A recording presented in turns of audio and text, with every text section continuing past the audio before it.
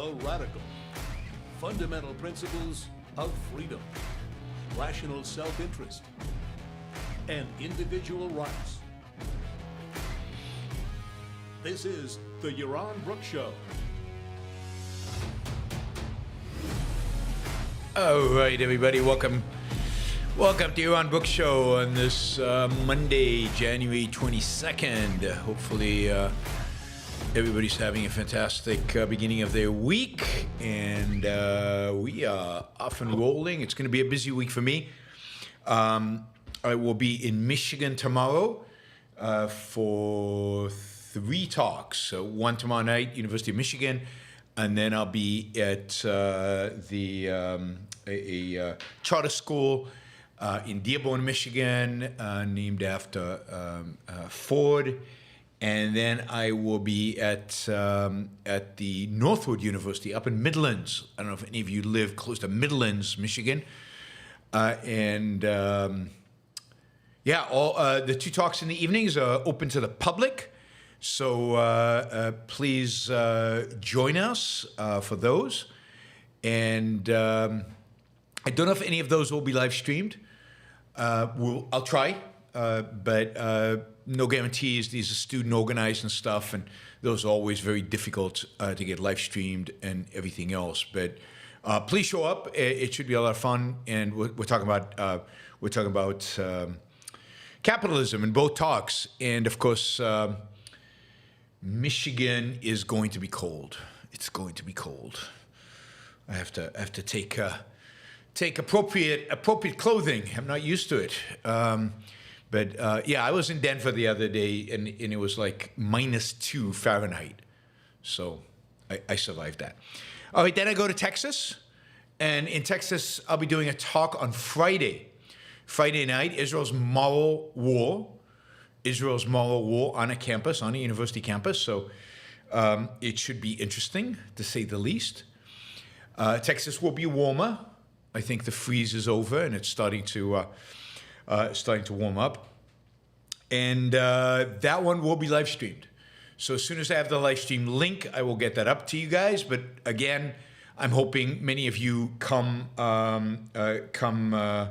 live, because the live event will be, I think will be exciting. It'll be great to have you there to support me. Great to say hello and everything else. So University of Texas at Austin on Friday evening, and you can find information about all the 3 talks that are available to the public. You can find them on my website, yaronbrookshow.com. All right, let's jump in. Milei. It's great to talk about Milei, because this morning we talked about Trump. Want to throw up? Talk about Milei is it's like a whole different universe, a whole different world. He's not perfect, but wow, what a life, what a big difference he makes. So I thought what we talk about today, it's not so much Milei. Milei is an excuse, really. But what we should really talk about with regard to Milei is, how do you take a statist economy? How do you take an economy in which the government is woven into every aspect of it? How do you take an economy in which the government controls, regulates, taxes, redistributes, subsidizes, and everything else? How do you take it, and how do you liberalize it? How do you liberate such an economy? What are the steps one would take? What are the steps one should take? Now, obviously, Milei has already put a program together, at least step 1. He has suggested in front of Congress. We talked about that a few weeks ago when he proposed it, the 300 items. And a lot of it is right in line with what I'm going to be saying today in terms of the way to approach it. But I think it is important to think this through and to think about the principles that should guide you, I'd say, through many of the first phases, the first stages of liberating an economy. So that's what we're going to talk about. What are the steps? What are the stages? How do you get from where you are today to a free market? What are the things that the government should do in order to get us there, in order to maximize the speed by which we get to freedom, minimize, if you will, the pain, and it's not so much I mind the pain. Sometimes pain is needed, but the pain likely results in increased opposition to your plan. So part of doing it right is to do it in a way that doesn't create political barriers to actually achieving the plan. So I think that's really, really important in the process. And what we should think about, and of course I'm open to questions from you guys about this as well, is also how do you do this? How would you do this specifically in the United States, given our structure, our economy? I mean, Argentina has problems that are generalizable, that cut across any country. All countries running huge deficits and problem with inflation of central banks, although it's much worse, and problems of government spending and regulations and controls that cut across. But then, of course, it also has uniquely Argentinian problems that don't exist in the United States. On the other hand, and the same is true of the United States, we have problems that much of the rest of the world doesn't have, or at least some countries in the rest of the world don't have. I think, anyway, we'll get to that. So that's what we want to talk about today. I'll remind you, you can, of course, shape the conversation by using the Super Chat and asking questions and getting us to talk about what you, to get me to talk about what you want me to talk about. You can also do a sticker just to support the show. All right. Let's see.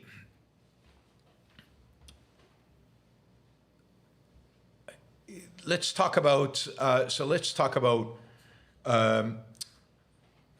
What you do in order to liberate an economy. And the first thing to really ask is, what is an economy? What do we mean by an economy?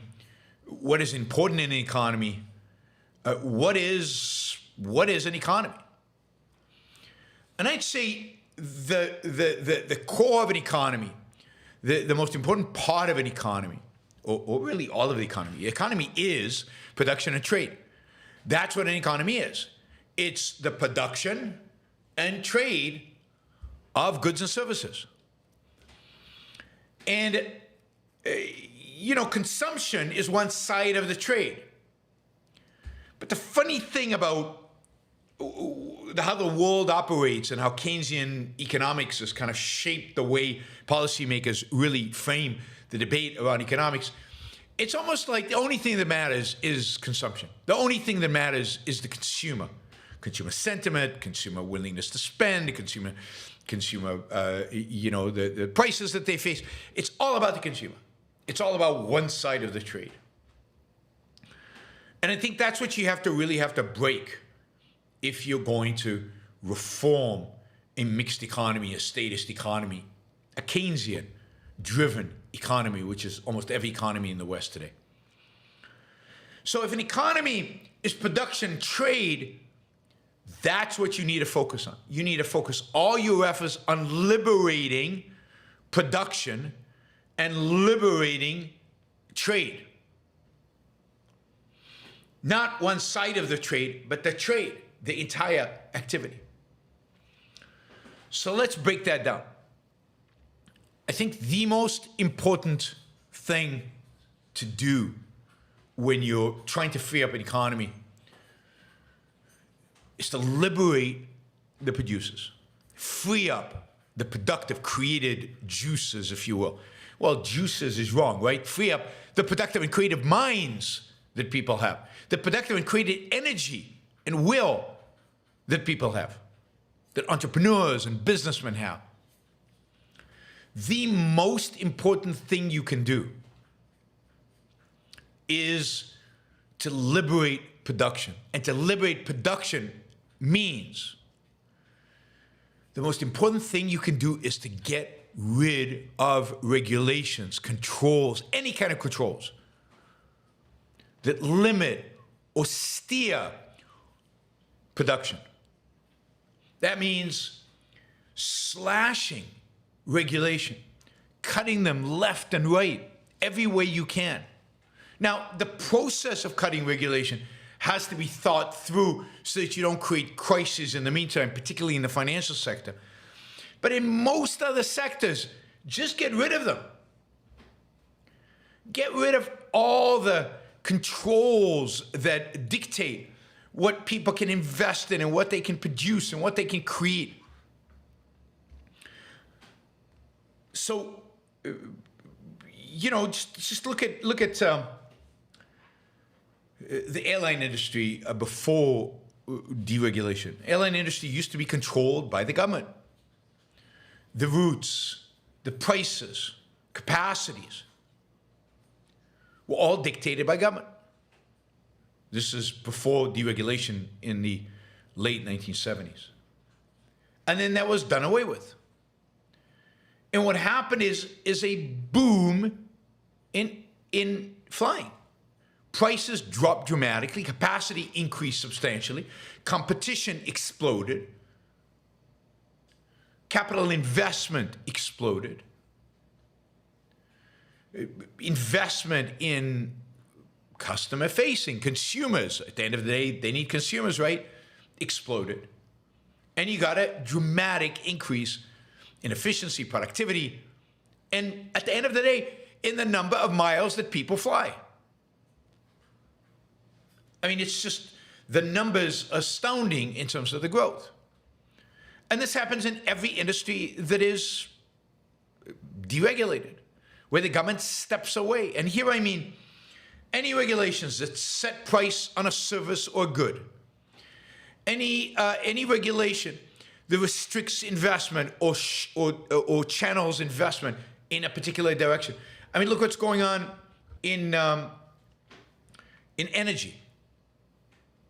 I mean, imagine if the market for energy was totally deregulated. That is, you can go negotiate, to drill, to take out oil, to frack. If you want to build solar panels and you can figure out how to do it well, find the land, build the solar panels, all of that. Stop all subsidies. Stop all tax credits, even though that would mean some companies taxes would increase. That's fine in the short run. We'll talk about taxes later on. That's fine in the short run if taxes go up a little bit.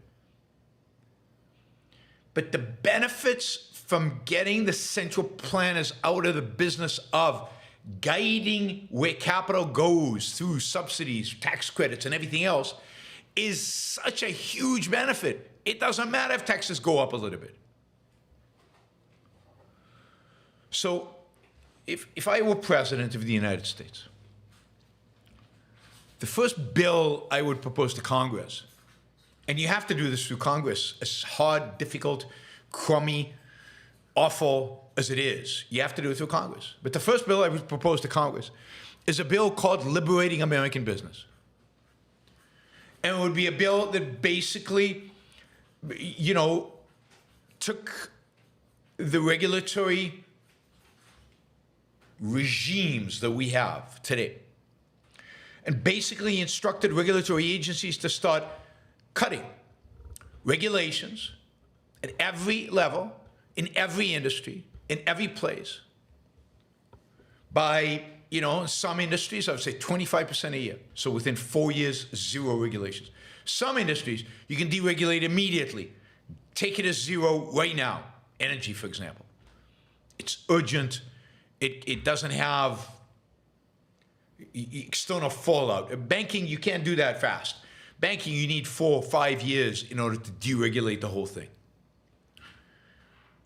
And you would put this massive bill in front of Congress that assigned to the regulators the assignment of getting rid of themselves within 4 years by law. Same bill would have a separate provision.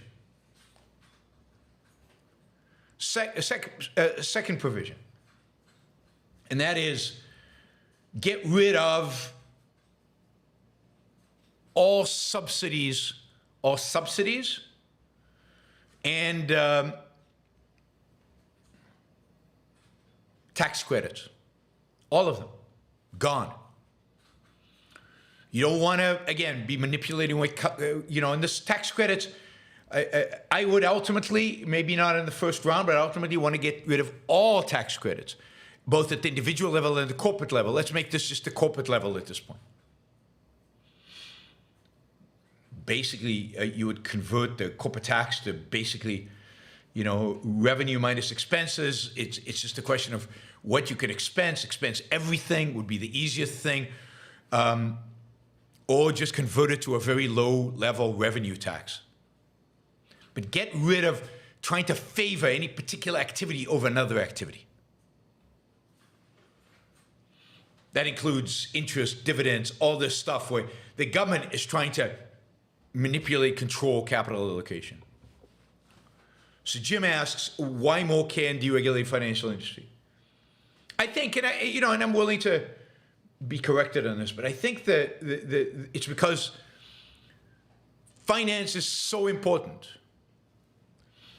And if you screw up finance, you can cause so much damage so quickly, more than in any other industry. Because every industry touches finance. Everything touches finance. Everything is denominated in dollars. How you deal with financial products, financial instruments, financial activity will dictate everything else. If you screw up the banking system completely and credit collapses, every other industry suffers whether they're deregulated or not. That's reason number one. So it's the most important industry. Reason number two. Right? Reason number two. Regulation of the financial industry is the most complex and convoluted of all the regulations. It is the most, it's nuts. The extent to which the regulations, how they all interplay with one another, and the kind of perverse incentives they all create. I always use, the example of deposit insurance. Deposit insurance is a piece of regulation, piece of legislation, and in a sense, a kind of subsidy that the government provides banks. Well, deposit insurance is put into place in 1933 as part of the big financial regulation of the FDR administration. And what it basically does is it tells banks that if they fail, in other words, if they can't pay out their liabilities, then the government will step in through an FDIC fund, Federal Deposit Insurance Corporation fund, to bail them out. They will bail out the depositors. And what this does basically is provide everybody in the system with an incentive to take on more and more and more and more risk, and to kind of compete to the bottom, compete for risk, compete to elevate risk. Because the upside is all yours, and the downside, as a bank manager, as a bank shareholder, and the downside is the government's or taxpayers. That's simplified. And that has caused, basically, fundamentally, deposit insurance is behind every one of the bank crises to one extent or another, to one way or another. It always manifests itself a little differently since the Great Depression. Okay, so you got deposit insurance, okay, but the problem with deposit insurance, as I said, people take on risks go up and then fail, and then the government has to bail it out, and then more banks fail, and the government has to keep bailing them out, and not a healthy financial system, but consistent with the incentives you set up once you create deposit insurance. So let's do away with deposit insurance. Right? So once you have this deposit insurance, everybody knows risk goes up. So now what do? Well, you say, well, we can't let banks take on a lot of risk. So we have to start regulating everything else about a bank. The kind of loans they can make, the duration of those loans. We have to regulate interest rates. We have to regulate Capital, how much capital they have. We have to regulate how much reserves they keep. So how liquid they could be, how much reserves they could have. All in order to prevent them from taking on more risk, and that motivation to take on more risk created by a regulation called deposit insurance. So we got one regulation. It creates problems. So we got another set of regulations to control the problems that were created by the first regulation. But now this regulation, these new set of regulations, it can create more problems. And they do. So we have to create another layer of regulations over here to control those set. And then there's another one over here. And banking is the one where you can see this most clearly. And for example, you know, the big Dodd-Frank regulations of the post-Great Financial Crisis, instead of going back and trying to understand what caused the Great Financial Crisis, what the underlying causes, and fixing the system so the underlying causes would go away, we didn't. We patched it. We put another patch on top. And one of the things that other patch did is bring about the deposit crisis that happened in March. Certain elements within Dodd-Frank. And Dodd-Frank will continue to cause crisis into the future.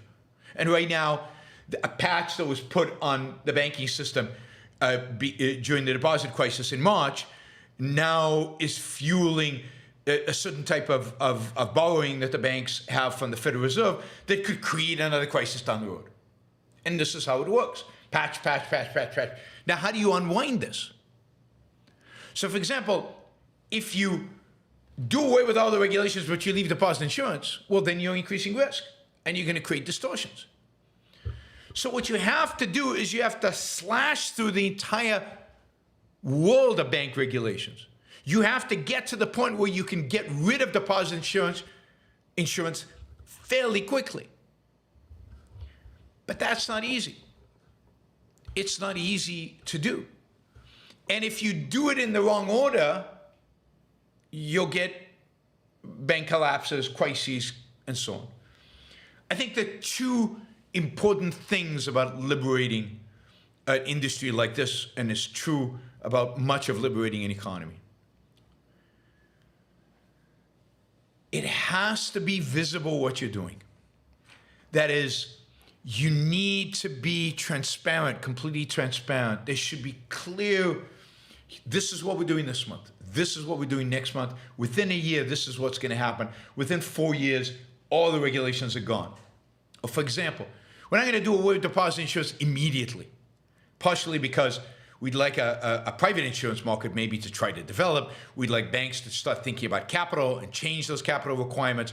We'd like the whole market, the whole industry to start adjusting to this new reality. So what I'm saying, what the law would say is, in 3 years, on this date, the FDIC will be eliminated. Deposit insurance as the law of the land will be gone. Adjust. And then all the steps leading to that point will be articulated clearly. So both investors, the stock markets, capital providers, bankers, customers of bankers are all aware of what those steps are and where we are heading and how it is happening so that they can plan and think it through.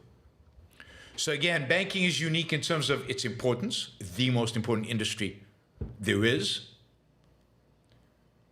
And because of the complexity and distortion and perversion of regulation, I'll just say this, of all the industries in the United States, banking is the only one, I think this is true, regulated from day one, and more regulated in the United States than in many other countries. So from day one, I think I've used this example before on the show, but it's good to repeat. Canada, of all places, Canada, of all places, not a place you would think of this, had less regulated banking than the United States for most of the 19th and 20th centuries. And as a consequence, bank Canada has never had a banking crisis, whereas the United States has had, I think, 14 by now, 13 or 14.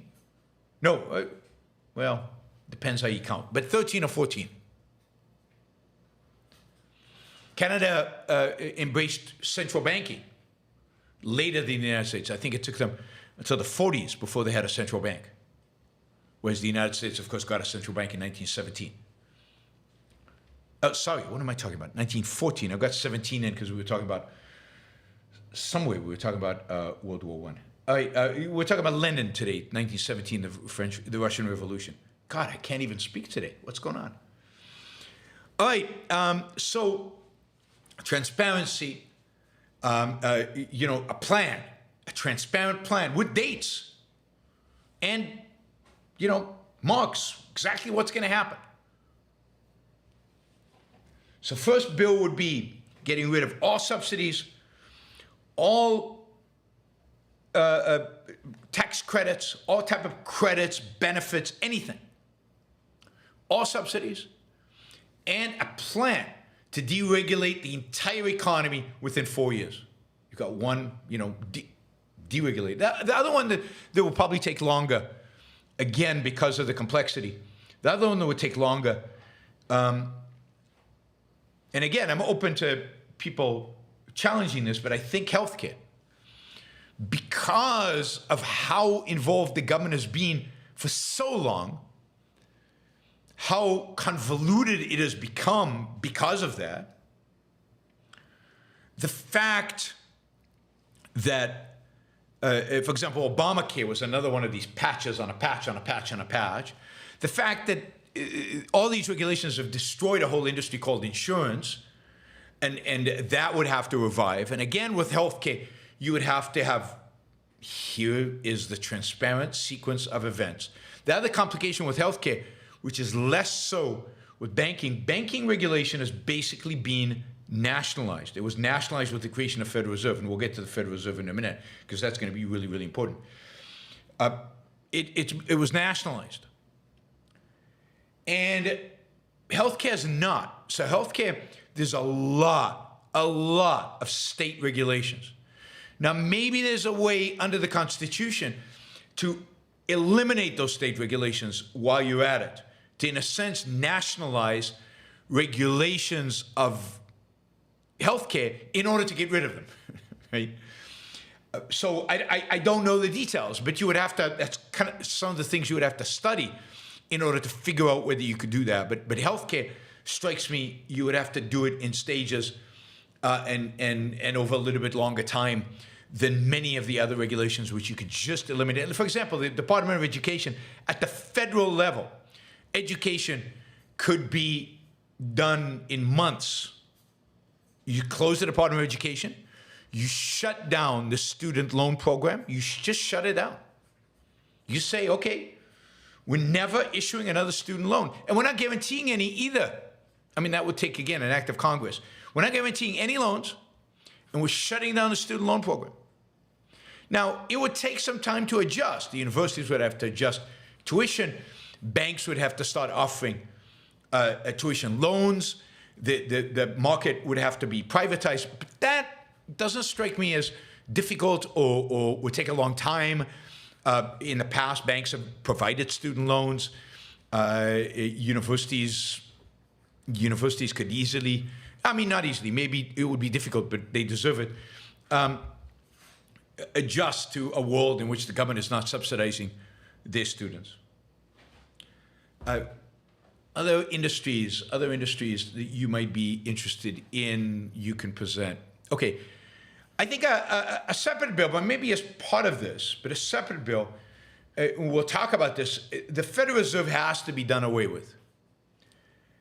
And now it's a question of, for multiple reasons it needs to be done away with. One, the Federal Reserve's one of its big functions, it's maybe other than managing or corrupting our money, maybe the most important function of the Federal Reserve, or the biggest function of the Federal Reserve, is regulating banks, financial institutions more broadly. That has to stop. That has to be eliminated. So the regulatory aspect of the Federal Reserve has to be squashed. And again, that would be under this big plan of steps. The FDIC would go, the Office of the Comptroller of the Currency. Do you know why there's an Office of the Comptroller of the Currency, which is a national regulator of banks in addition to all the other regulators? It was an office established during the Civil War when the federal government for the first time issued currency. And it was supposed to manage the process of issuing and distributing the currency and regulate that process. And then at the end of the Civil War, the government stopped issuing currency. But there was this office called the Office of the Comptroller of the Currency. They didn't want to shut it down. You can't shut down a government office, God forbid. That would be awful. So they kept them around and kept giving them different regulatory assignments related to finance and banking. And today, they're bigger than ever. So you need to shut down the FDIC, to shut down the Office of the Comptroller of the Currency. You need to start the other one. You need to phase out the SEC, shut it down ultimately, or turn it into an agency like the FBI that only focuses on fraud, only focuses on actual deception and actual violation of rights, right? Actual violation of rights. And then the Federal Reserve has to be shut down and eliminated. And again, I try to do that in 4 years. So one is the regulatory, you'd give a thing, and you'd give a program. And the second is to privatize money. And this is, of course, more complicated, more difficult, but I don't think it's impossible. I think you could take it in two phases. Phase number one would be to go on a gold standard. A kind of a national gold standard. And again, I'm open to alternative suggestions, but go on a gold standard. Where basically the Fed we would link the dollar to gold. So on a particular day, you would set up in advance 2 years from now, a year from now, it doesn't have to be 2 years, it could be a year from now, on January 1, 2026, 2025, January 1, 2025, the dollar will be linked to gold on the average price of the last 3 days of trading in gold in 2024. Last 5 days of gold trading in 2024, something like that. And you would freeze the price of gold, in a sense, the price of the dollar in gold at that price. And now you're on a gold standard. And you would have to completely write the laws, but these are laws that existed way back when the Fed was established. The Fed cannot print money beyond what it holds as reserves in gold. And you could run that system for a short period of time, and during that period, you would start basically allocating the responsibility of holding that gold, of storing the gold, of keeping account of the gold, and therefore of keeping account of the money, of the paper money associated with that gold, that is a claim against that gold, to private banks.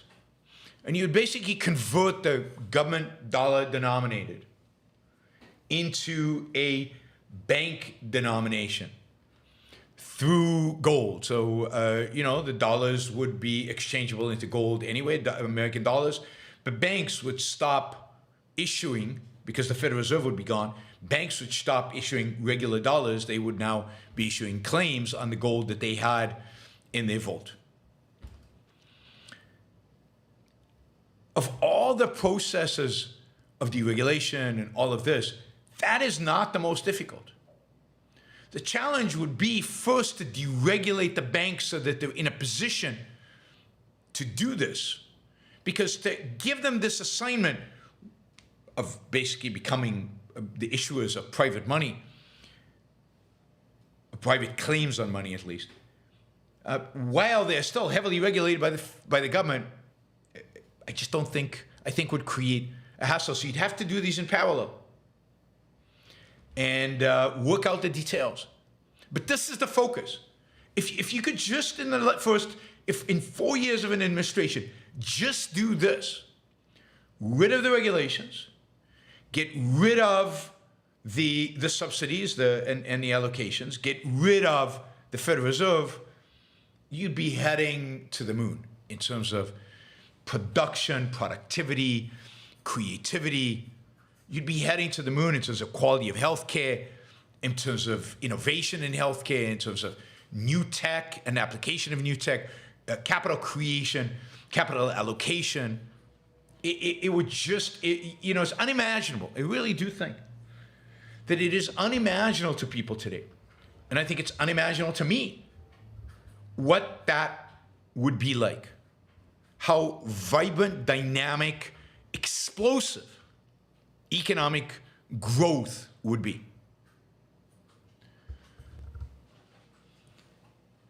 I mean, so to me, that would be number one.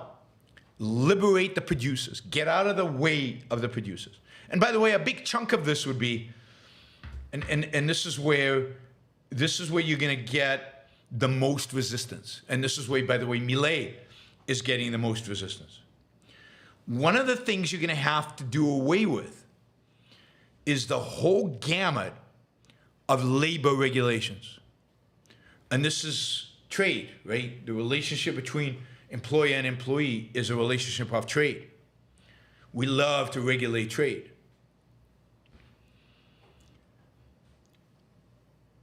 You got to get rid of the minimum wage. You've got to get rid of all the different requirements and liabilities and affirmative action and all of the millions. Now, again, here, part of the complexity is going to be that a lot of this estate is regulated by the states, not by the federal government. And the extent to which the federal government can impose itself on getting rid of those at the state level, is that the fight you want to take on early on? Hard to tell. But if we could liberate that, it's unimaginable. The biggest problem the United States would face if we did all this would be a massive shortage of labor. We'd be creating and building so much. We'd be innovating so fast. We'd have so much out there. I mean, think about capital flowing once you get rid of the SEC's obstructive function. It's just hard to imagine. You really, literally need to write science fiction to do this. All right, liberate the producers. And so that is the first thing you should do. The first thing you have to do. Second, and right, if you think of producers as healthcare as well, then that's part of it. So maybe it's a separate bill that liberates healthcare. Right? Second is you have to liberate trade. And maybe employment law falls under this. You got to get rid of all employment law. And you got to change the way the courts function here. So you have to write law specifically, given the court's bad interpretation of the Constitution. You have to specifically write how the courts cannot intervene in voluntary transactions that do not involve, I don't know, violating rights, exploitation, fraud, or whatever. Exploitation, real exploitation, not pretend exploitation. You'd have to be very clear. Because a big part of the problem in the United States, and this is, of course, a whole other issue, again, that you have to solve at the state level, not just the federal level. And it actually would be interesting to do this exercise, just to take a state and truly liberalize it. Truly liberalize it. I'm not talking about Florida, Texas. I'm talking about true liberalization. You know, at the state level, get rid of all of licensing, get rid of all state regulations, get rid of all state controls of insurance markets. I mean, Florida, touted as one of the freest states in the union. It is. And yet, it's super regulated, right? I mean, in particular, take the insurance market, which is unbelievably regulated in Florida. And it's a disaster as a consequence. So the state now, the state is the largest insurer against hurricanes in the state of Florida. Another reason not to get too excited about DeSantis, right? Because he's only made this worse, hasn't made it better. So it would be great to take a state, one of the states, and really go all in on it. Really, you can't touch the federal regulations. Okay, they're there. But at the local level, get rid of everything. And then and maybe that governor can then win the White House and do it on a federal level. Puerto Rico would be a good experiment. You could do it here in Puerto Rico. Want to be governor of Puerto Rico and get into government of Puerto Rico and then deregulate everything. Everything that you can, that the federal government doesn't impose on you, get rid of. I mean, this island would become Hong Kong of the Caribbean. It really would. Most of the damage government does is through its controls and regulations.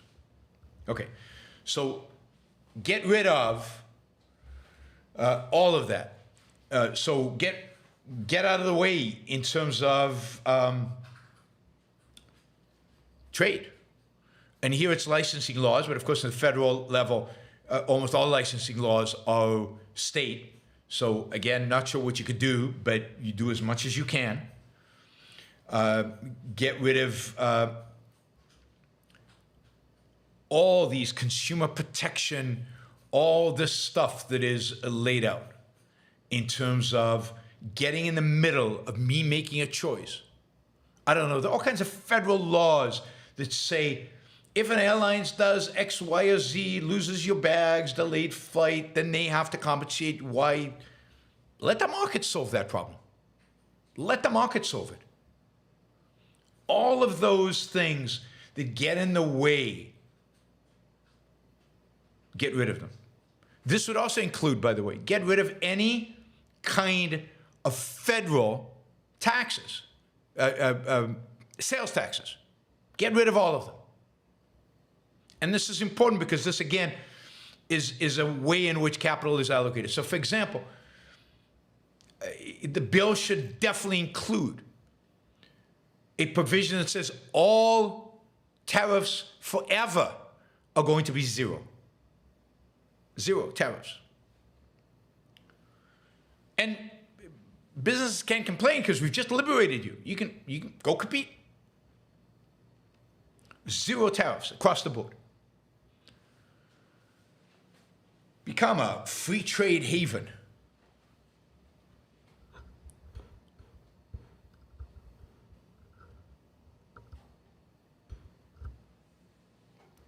All right. What next? Next, I would do taxes. Next, I would do taxes.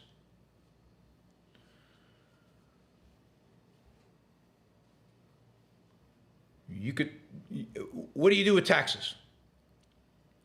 You can't, given the United States, given Argentina, given debt, and given everything else, actually, you have to do something before taxes. Sorry. You have to do something before taxes. Before taxes, you have to deal with the entitlements. And of course, part of this you would deal with Medicare. You would have to deal under the whole healthcare deregulation. The biggest force for regulating healthcare is Medicare and Medicaid. You know how Republicans always say they should give block grants to the states. So the idea is that instead of the federal government writing checks to individual people, or instead of the federal government dictating to the states how the state should allocate its Medicaid, this is healthcare for the poor, how they should allocate Medicaid dollars, the Republicans always say, let's block grant it, which means give a bunch of money to the states and then let them decide how to allocate it to poor people under our general guidance without the specifics. And that's so frigging wrong. If you want to deal with Medicaid and Medicare, and you want to phase it out long term, and here the phase out is not 1 year, it's not 4 years, it's probably a generation. It's probably 20 years, maybe 30 years, right? How do you do it? You block granted to the individual. What you do is you give an individual a voucher. Whether they're a poor individual or whether an old individual, the people that Medicare and Medicaid are supposed to take care of, you give them a voucher. And that voucher can only be used to buy health insurance. And they can take that voucher and they can buy whatever health insurance they want. Good health insurance, bad health insurance, whatever. But and they can add to the voucher. They can add more money, so they can buy something more expensive if they have more money to add to it. But they get a voucher to buy health insurance. And you get out of the business of providing health care. You get out of the business of paying hospitals. You get out of the business of drug price negotiation and buying drugs in bulk. You basically get completely out of the business of healthcare. And what you become is a redistributor of wealth. Fine. A charity to help the poor and the old. And then you start slowly, over time, as people get richer, because the economy's free, you start eliminating or reducing the voucher, the price of the voucher. So if it begins at, I don't know, $1,000 a year, then it's $950, then it's $900, and over 20, 30 years, the voucher's value goes down to zero. And in 30 years, the idea is everybody's expected to buy their own insurance. Everybody's expected to buy their own insurance. And that way, people still get, quote, the money they put into the system back, but they don't get an open check to spend as much money as they want on healthcare forever. They get market discipline by being able to buy an insurance policy, be covered by that insurance policy, and whatever that insurance policy covers, it covers. But they have to buy it. They have to spend the voucher plus whatever money they want to put into it.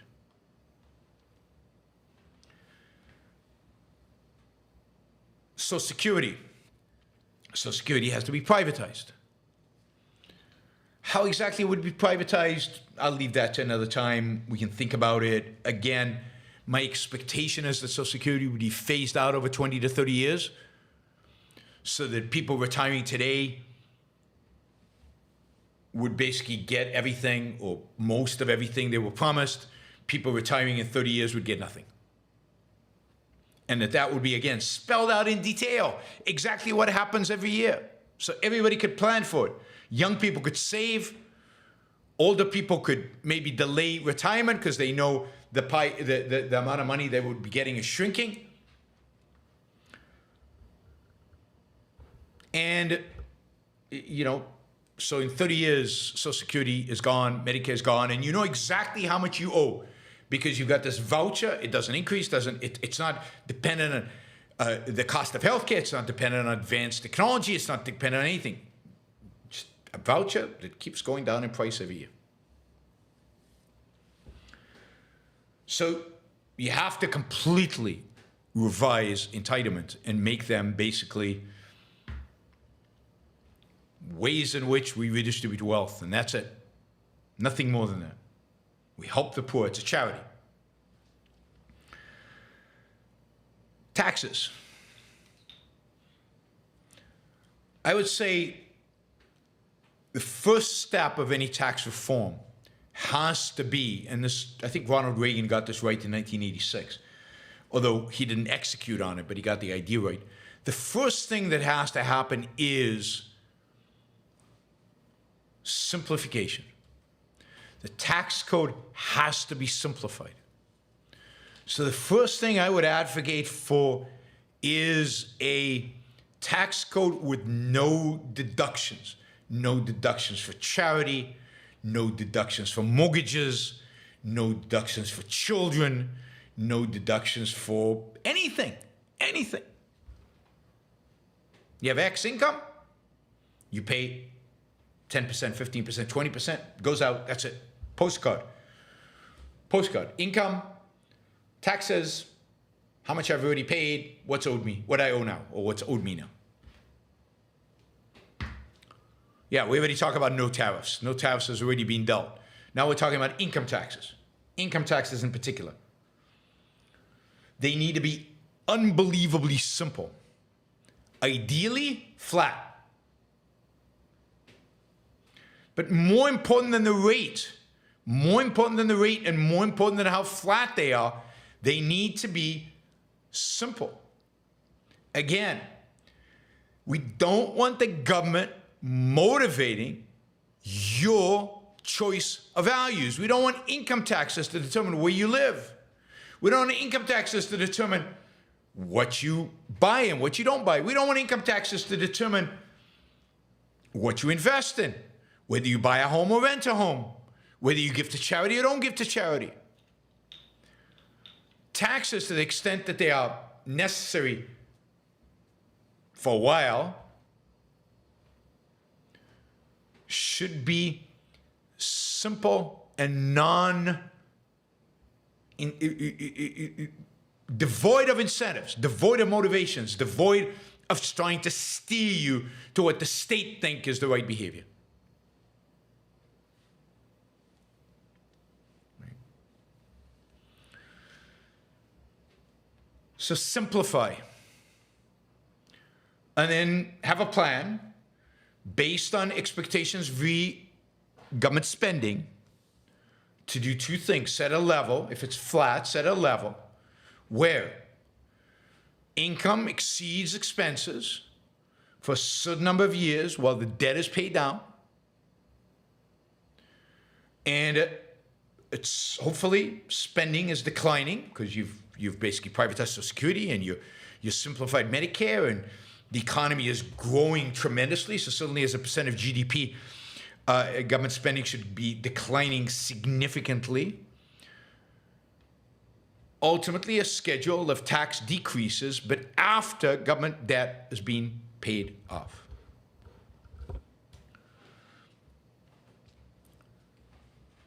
Finally, and I do think this is finally because I don't think this is the most urgent, salient thing you can do. Finally, I would say, and this can be done well after the first phases have been passed, after the producers have been unleashed, after intervention in trade is gone, after the subsidies and everything else, all the controls, but also the favors granted to everybody else. You've got to, deal with welfare. And here again, I think that the whole approach to welfare needs to be similar to the approach to Medicare, needs to be similar to other approaches. It should be block grants to individuals. And welfare should be phased out, and welfare can be phased out quickly. It shouldn't be the first thing to be phased out. But as soon as the economy starts chugging, and it should start chugging very quickly, it should start growing very quickly. As soon as that happens, you start doing away with welfare and phasing it out. So by the end of the second term, there's no welfare. Welfare is not that big of a expenditure at the federal level, but it should be zero, certainly by the end of the second term, and it should be dramatically reduced even at the end of the first term. All right, so that would be the plan. There's still other things that have to be done, and I think some of them done early. So, for example, Rob mentions on the chat, he mentions antitrust. I mean, I would consider the abolition of antitrust to be part of that first anti-regulation that I talked about, right? Antitrust is an intervention in the marketplace, is a way of controlling and regulating. It should be on that list of getting rid of the alphabet regulatory agencies. Part of that would be getting rid of all those alphabet agencies that control trade, the Federal Trade Commission, the federal whatever. But also get rid of that part of the Justice Department that tries to control who buys who and approves, has approval power over mergers and acquisitions. All of that should be gone. That is the first thing that has to be done. Again, anything that interferes with production, that means antitrust, has to be gone early.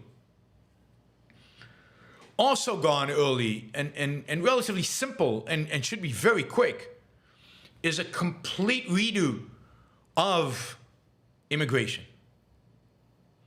And I'd say the first phase, and it could be eliminated at any time, but the first phase would be to shift the entire immigration system, to scrap every single immigration law in the books, including asylum seekers and all of that, to one simple immigration principle. If you have a job offer in the United States, welcome. That's it. We could talk about the details. Maybe it's a 5-year visa renewed every 5 years. Maybe it leads to citizenship. Maybe it doesn't lead to citizenship. Maybe only your kids get citizenship, whatever. Those are details. Those don't matter at the end of the day. It doesn't matter that much whether you become a citizen of the United States or not. What matters is that you can be here, work, and stay here for as long as you want to. That's the purpose. Legalize immigration. Anybody who wants to come to this country, who can contact an employment agency and get a job offer, and there should be employment agencies all over the world, everywhere, on the Mexican border, everywhere, taking applications and trying to find matches. There shouldn't be a point system, an education system. That's more central planning. That's the government deciding who's qualified and who's not. What jobs does the market need? It's none of the government's business what jobs the market needs. The market will tell you what jobs it needs, the people they hire. So anybody who has a job offer in their hand, and you get rid of, should be able to get rid of every single objection in the book. Get rid of the objection about welfare. Well, they're coming to get a job. They're going to be on a job. I think you get rid of the objection with regard to culture. They're coming to work in America. What's more culturally American than that? Don't allow them to vote for the rest of their lives. So you get rid of they'll vote for bad ideas. Although I find that interesting, by the way. It's really interesting. Right now, tangent on immigration. I just read this piece, right? Venezuelan immigrants to the United States. A super, call it right wing. They're right wing on economics. They're right wing on cultural issues. Indeed, immigrants out of Venezuela going anywhere in Latin America to the United States are right wing. They're not socialists. They've done socialism. Been there, done that. They don't want to have anything to do with socialism. They're more right wing than the Cubans. Do you think the Republican Party is welcoming of Venezuelan immigrants? No. No, they might be right wing, but they don't look like us. They're going to change the demographic of the country.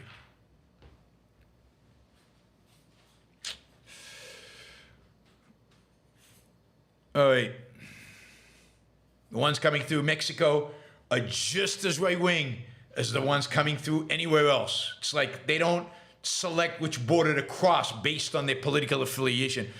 They're all asylum seekers. They're asylum seekers because they've had it with the socialism of the South. You can, I'll post a link on a future show to the article. But nobody cares. You see, you don't care. It's always a rationalization. Not the Venezuelans I know. You can show all the data and facts in the world to the anti-immigration crowd. It doesn't matter because they really don't want immigration, period. They don't want immigration. It's not about any particular issue. It's they don't want them. So immigration has to be there. It's a huge issue, particularly, obviously right now.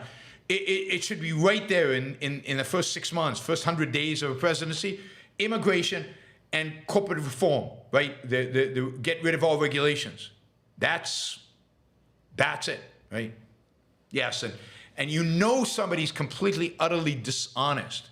You know somebody's dishonest, completely, particularly after October 7th. How dishonest they are. Unthinking, dishonest, and that's pretty low by an objective standard, when, in talking about immigration, they bring up Israel. That is the lowest, most dishonest, most despicable, and stupidest thing anybody ever brings up. Israel. Israel. As if it's the same thing, as if there's any similarity. But I'm not going to get into that.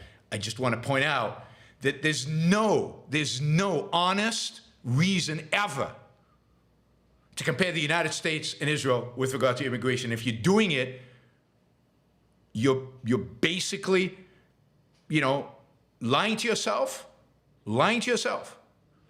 and fundamentally, you can't think. If you really think you're not lying, then you just can't think. Period. Can't think. Period.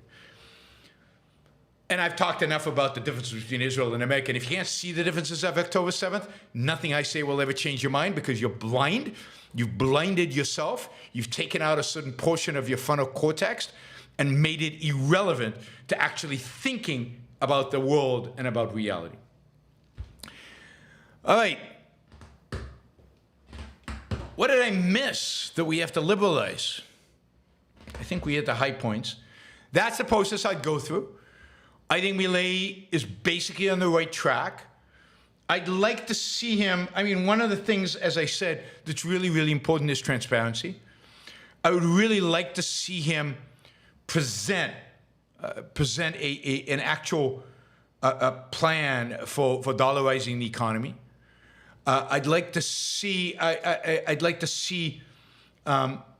lot more about deregulation, and in Argentina's case in particular, getting rid of tariffs and import and export taxation.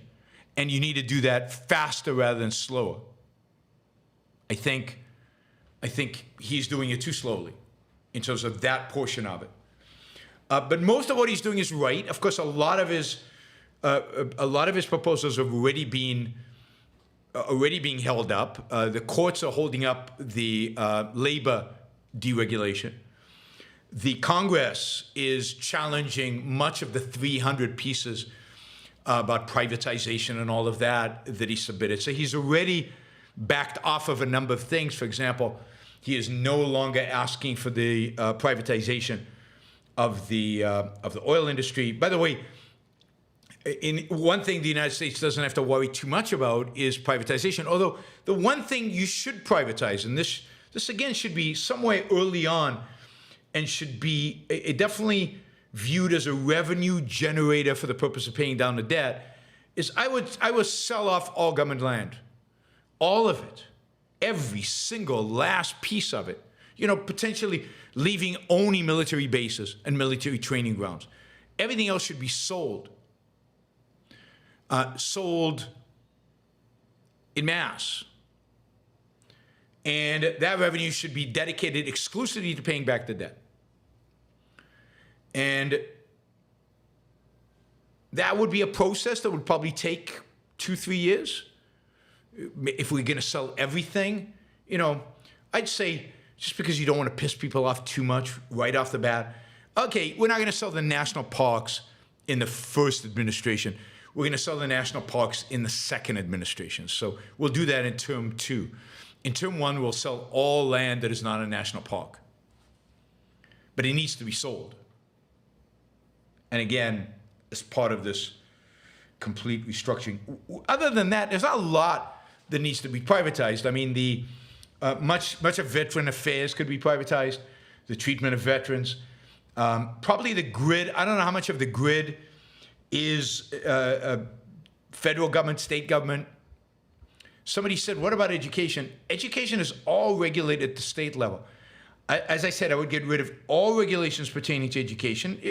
You're right, it deserves its own bill. Get rid of all regulations at the federal level. Get rid of the Department of Education. Get rid of, as I said, all funding of student loans. And then you're going to face the constitutional question. And it's an interesting challenge to think about. how do you get rid of state regulation of education at the federal level? And I'm not sure how you do that. And this is why, again, maybe we should start at the state level. Free up education completely. Take a state, again, like Florida, and it starts with student education saving accounts, and make them very lucrative, very enticing. Private schools move into the state. They compete with public schools. They outcompete them. Slowly, public education becomes irrelevant.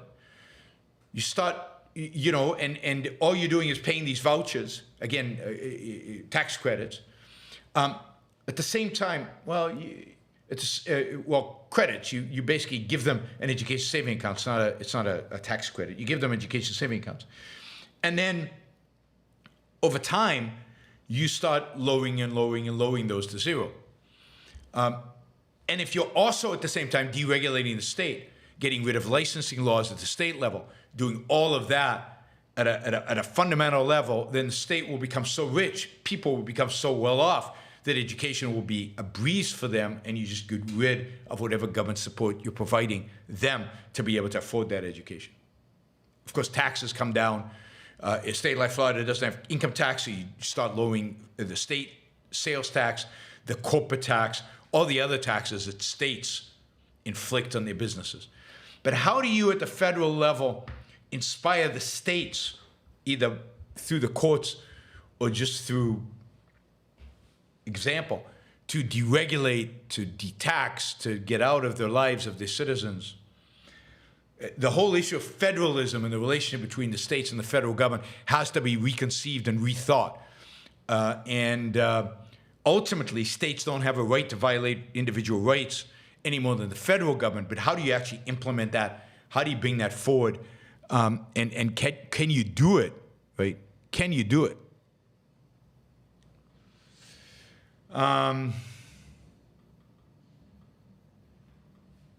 Anyway, all these interesting ideas. Yeah, reimagine, because it'd have to be different than the founders conceived of it. It would have to be different than how it's been conceived to date, because the relationship between the federal government and the state government is off. It's just not right. And it wasn't right at the founding. If it was right at the founding, slavery would have never been allowed. It resulted in a civil war and could result in civil wars in the future. So it has to be reimagined, rethought, reconceived in terms of, and in that sense, ultimately, to really get to a point where all of this now is not just something a president did and a Congress did, but is now permanent. You'd have to rewrite the Constitution. You'd have to have a Constitutional Convention and rewrite it. And of course, rewriting the Constitution is something, is something that you would have to be very cautious of, and you would only do when you convinced the outcome was a good outcome. And you could only be convinced of that once the culture had a complete change and a complete revolution. Think about everything I've proposed. Is any political candidate today, other than Milei, addressing any of these issues, thinking about any of these issues in the proper direction? In the proper direction? No. Never mind the end result. None of them have that in mind. But can they even conceive of it being in the right direction? No.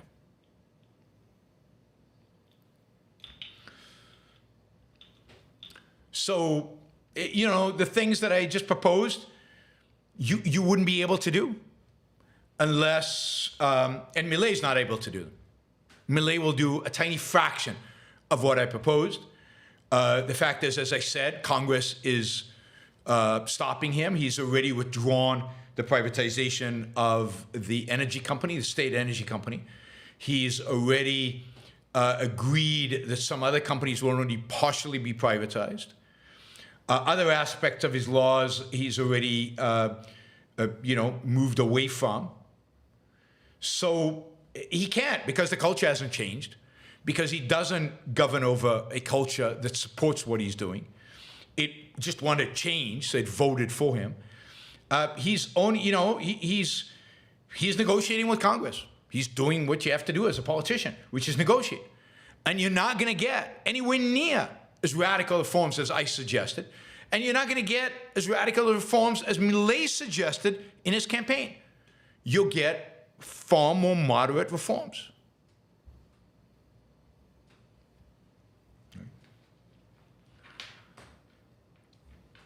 And that's why you wouldn't touch the Constitution until you had dramatic cultural change. But ultimately, to solidify any dramatic changes that you made, you would have to change the Constitution. Have to change the Constitution. You cannot leave the Constitution the way it is, so open to interpretation, so easily misinterpreted, so easily turned into a status document.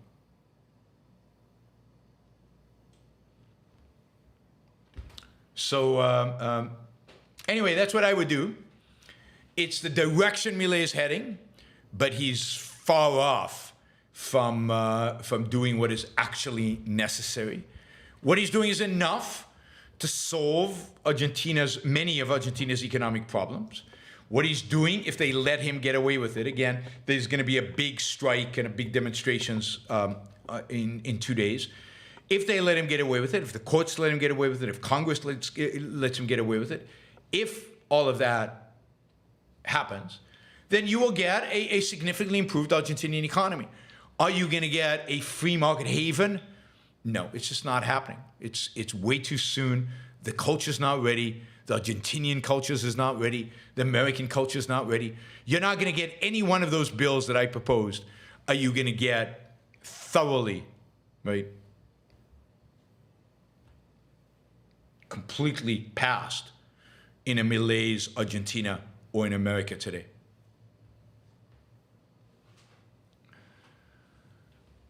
All right. Let's see. Okay, a few reminders. Support the show. This show is supported by individuals like you. Thank you to all of you who contribute monthly on Patreon or on yaronbrookshow.com/membership. I really, really appreciate all the monthly supporters. They're the ones that are steady. I know exactly what's coming in, predictable. It makes it possible to do this show. Thank you also for all of the super chatters. We got quite a few on board today. Still a way to go, though, to get to our goal. And it is important that we get our goal in as many shows as possible so that we can keep doing these shows. So thank you for that. We have Ayn Rand Institute as a sponsor of the show. Soon we're going to have a second sponsor. I'll let you know about that when they sign on. But I expect by the end of February, latest end of March, they will sign on as a monthly sponsor. But for now, we have the Ayn Rand Institute as a sponsor. Right now, they want to remind you that if you want to attend the European conference, the Ayn Rand conference in Europe, in Amsterdam this year, in early March, I will be speaking there. So will Onkar Ghate and a number of other people from the Ayn Rand Institute. You should go to aynrand.org/start here, where you can fill in an application. We're offering many scholarships. The scholarships cover your travel costs, your hotels, everything involved, your tuition, and you can attend this conference. It's a conference. We'll dig deep into a lot of Ayn Rand's philosophy, and I promise you that trolls are not invited. They don't get scholarships. So it'll be a lot. It'll be free of trolls. How about that? All right. Hopefully you'll join me. Don't forget, start here, aynrand.org/start here, and you can get the application there and fill it in.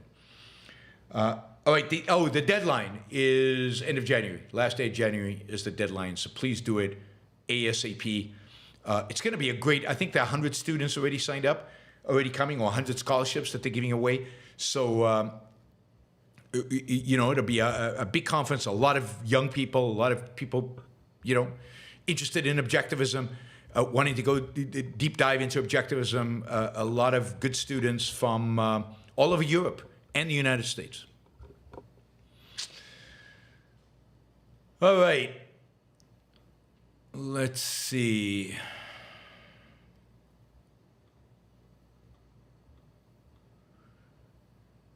Ryan says, we're going to the super chat questions. Ryan says, I listen to your show on Goggins. When I complete a big goal, I often think, I'm glad it's done. I don't think I would go through that again. But a few months later, I will forget the hard part and want more. I did not hear it from you. Thoughts? Yeah, no, absolutely. Look, the real thing you have to think about is whether you should really be thinking at the end of a major goal, I don't think I'll go through that again.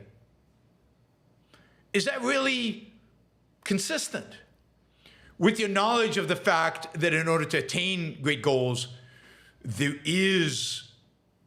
are challenges, there is struggle, there is pain to do it? I mean, what is it? No pain, no gain, something like that. But the focus is not on the pain. The focus is not on what Goggins calls the suck. The focus needs to be on the positive. The focus needs to be on the goal achieved, on the values achieved, and on what you're learning in the process about yourself, about the world, about how to achieve things. Sure, it's hard. But hard is part of what makes life interesting. If it was easy, a lot of these things you wouldn't want to do. You wouldn't get anything out of doing them. My problem with Goggins and with Jordan Peterson and others is they focus too much. They spend too much time and energy, but they want you to focus too much on the suck, on the pain, on the difficulty. But, you know, I can't remember doing that where I would say, achieve the goal, it was hard, I don't think I'll ever do that again. I don't remember ever saying that to myself, right? It was hard, and the next time it's going to be hard as well. And it'll be hard in different ways. And yeah, I probably want different challenges. I don't want to make it hard like that. I want to make it hard in a different kind of way.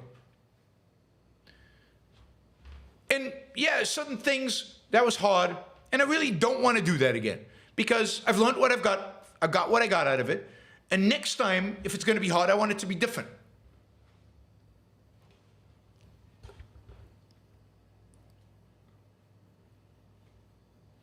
So, I think that is completely consistent, right?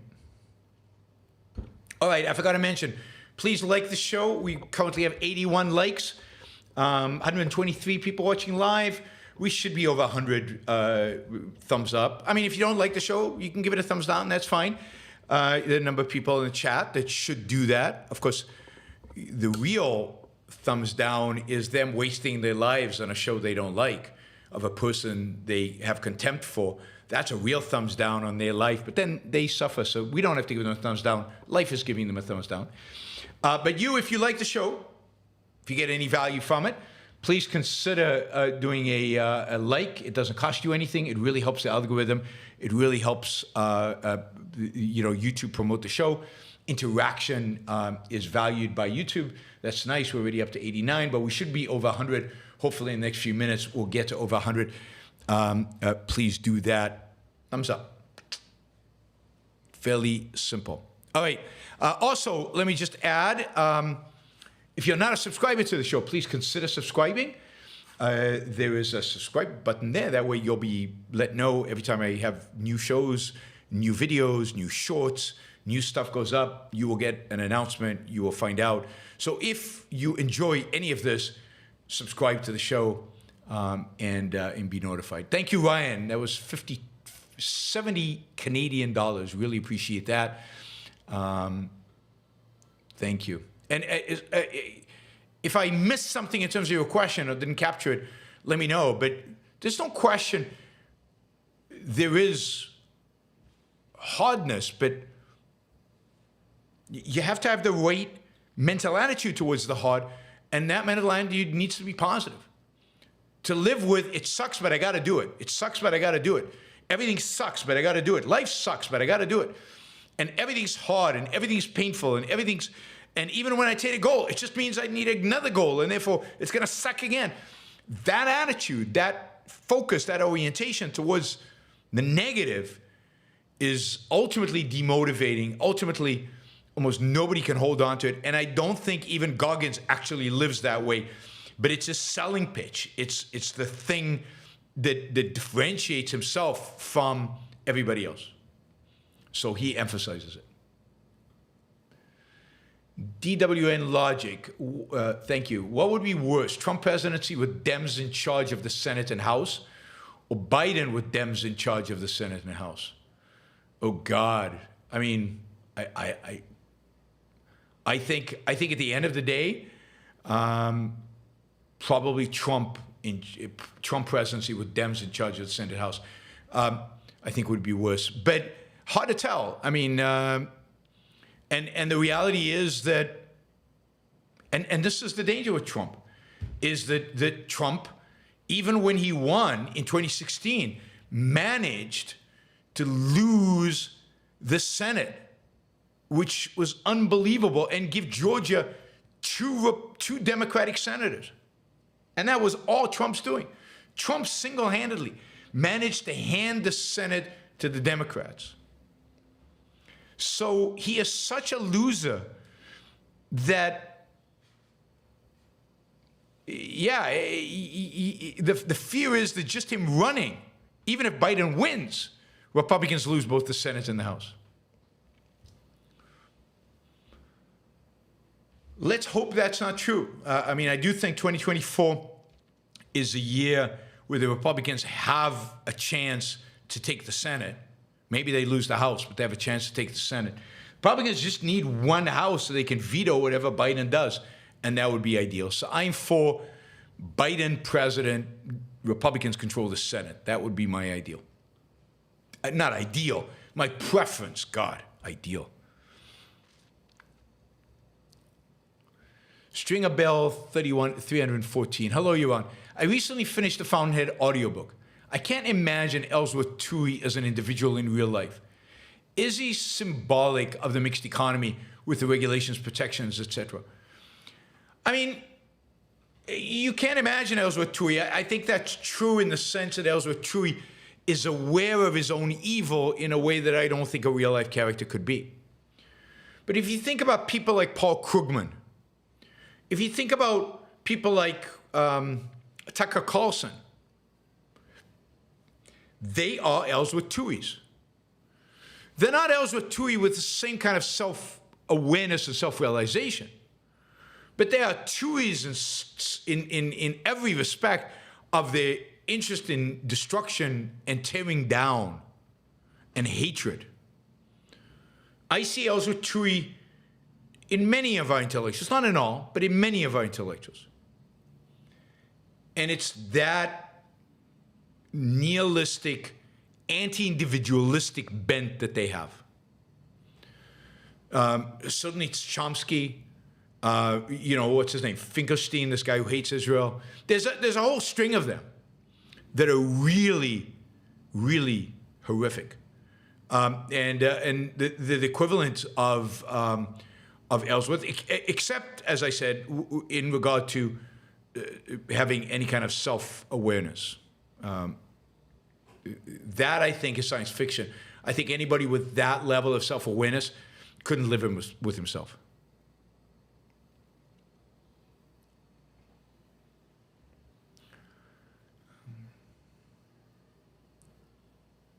All right, let's see. Oh, you asked another question. Is he symbolic? Well, I don't think he's symbolic of the mixed economy. Symbolic, it's a tricky word. I mean, he is the I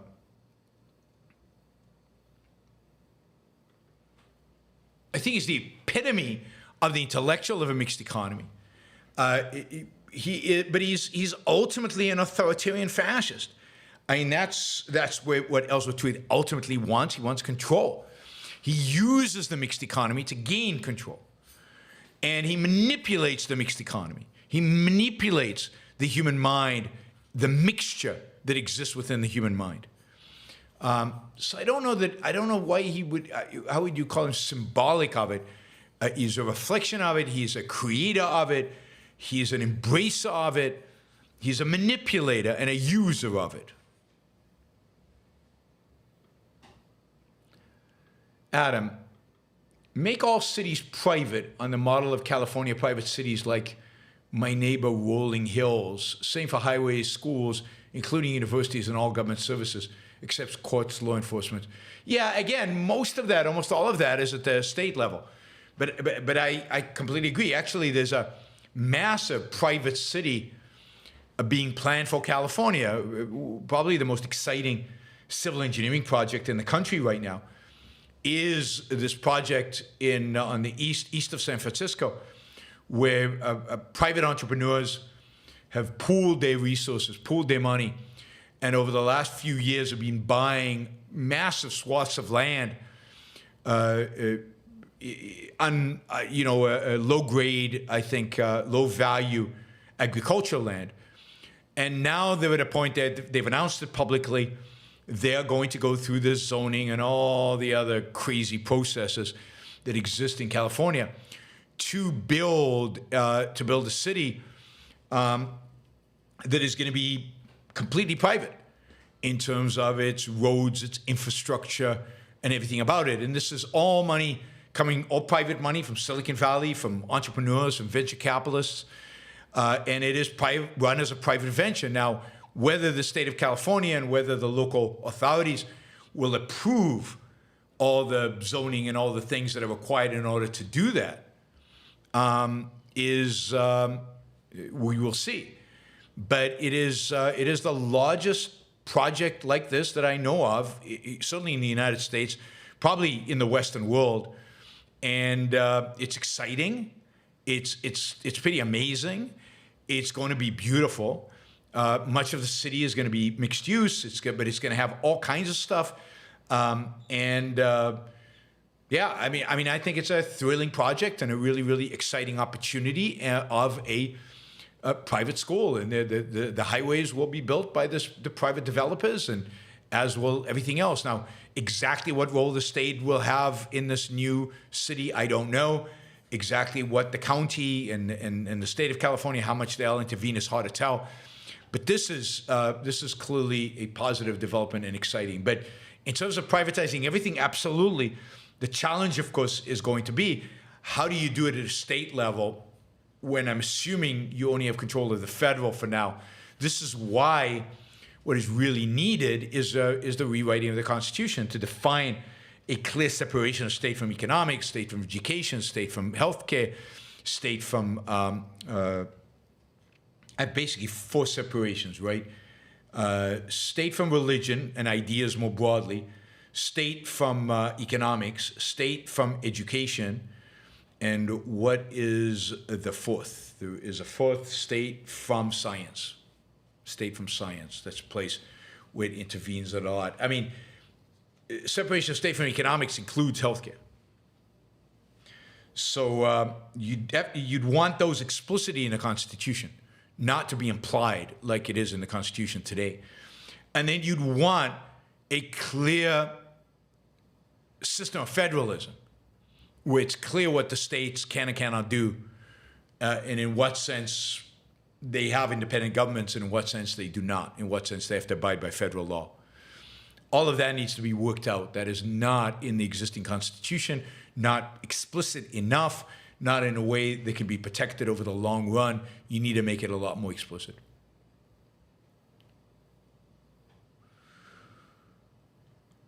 All right, guys, I'll just remind you again, we do have a super chat going.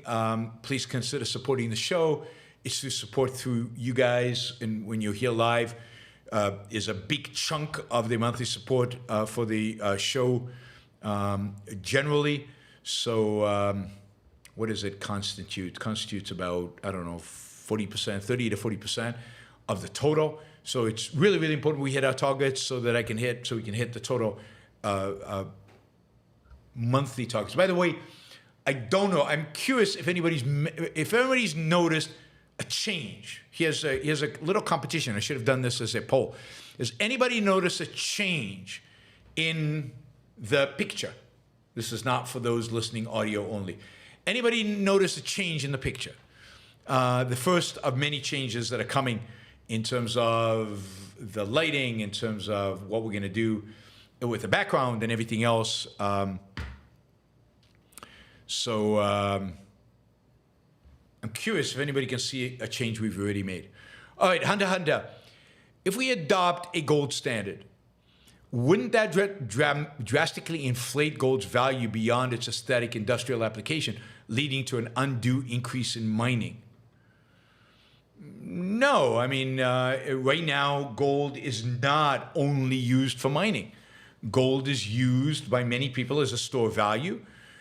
Gold is used and valued, priced as a potential currency, and certainly as a store of value. So I don't think gold would go through the roof because suddenly it's being used for something else. Now, you could estimate approximately how many dollars are out there in circulation, in a sense, in the U.S. economy. How many grams of gold exist? Take the total number of dollars divided by the total grams of gold and come up with a price per gram. Now, that's not how I would set the price, because I think the market should set it. And maybe gold would go up in value quickly, significantly, but so what? That's fine. However much it went up, it went up. But it's already not just priced as a aesthetic industrial product. It's already priced in some sense as a monetary product.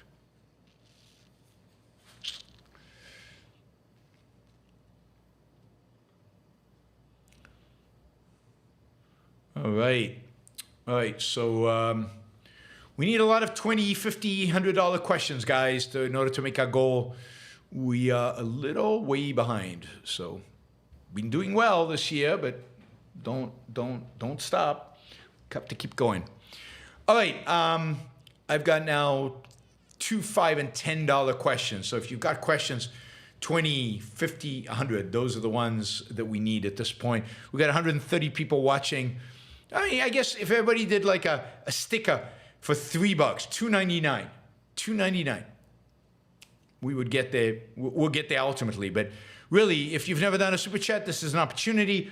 If you've, what else? Obviously, a lot of you don't have a lot of money.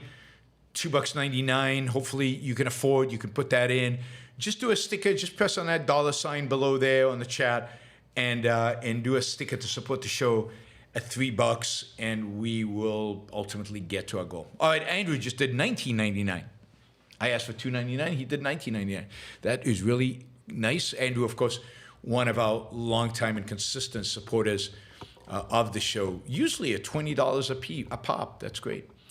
Would you say Toohey's motive to degrade standards of art, to devalue excellence, was subordinate to his motive for power, or the reverse? Interesting question. I think he is primarily a destroyer. So he's primarily somebody who wants to degrade, who wants to destroy, who wants to tear down. He's discovered that he can do that and gain power. That power and destruction, he can manipulate the kind of the destructive energy to gaining power over others. And indeed, what is the power used for? To destroy and degrade and tear down. Because destroy and degrade and tear down, that's the ultimate, that's the real motivation. That's what the real drive is. That's what the real drive is. So I think that is the primary. It's hate. What drives them is hate. Hatred of life. All right, we got this rolling now. So we've got Linda with $5 and Shrugs with $3 and Donna with $4.99. It's great. I asked for $2.99, but he does more than that. Wes earlier did a sticker for $50. Thank you, Wes. Really, really appreciate that. And I know I missed some stickers. Jonathan Honing was up there in the beginning and a bunch of others, but all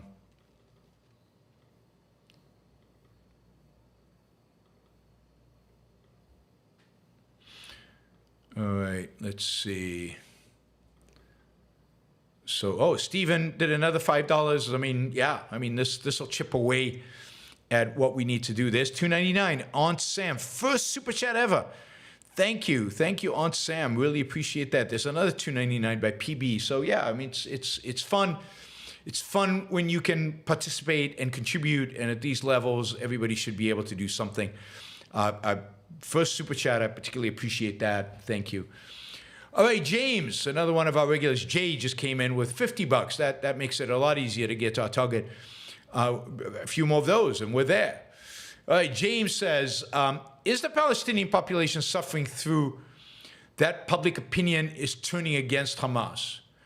Or are they such genocidal mystics their philosophy has not been shaken? I think the population is, at least at the margin, turning against Hamas. I don't know the numbers. I don't know that anybody does. But you're seeing more and more and more online criticism of Hamas. You're seeing more social media posts on places like Telegram, anonymous, because they have to be careful not to piss Hamas off, because Hamas will come after them.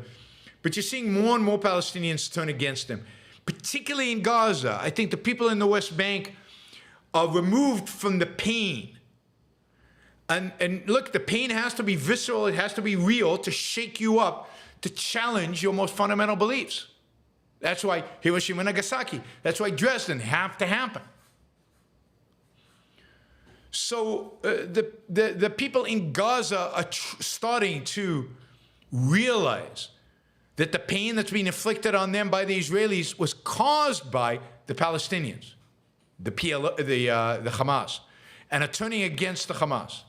The West Bank, where they're not feeling the pain viscerally, even though they can see what Israel's doing, it's on TV every night, not yet. I still don't know the numbers, and it's going to be hard to tell what the numbers are. Hamas clearly is worried about this. This is why they put out an 18-page, apology to the Palestinian people, in a sense, today, trying to explain why they did what they did and how the Palestinian people will long-term benefit from this. And one of the things Israel needs to make sure happens is that whatever happens, the Palestinian people do not benefit in any way from what Hamas did. But of course, Israel's already caving.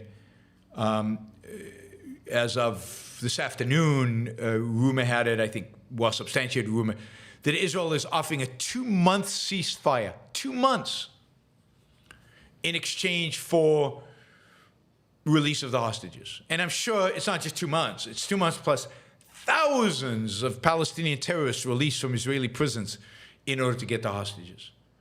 2 months. In 2 months, the world would have forgotten. In 2 months, I think even some of the Israeli population will have forgotten. In 2 months, to restart a war will be almost impossible. So, I don't know. It's crazy. It's crazy.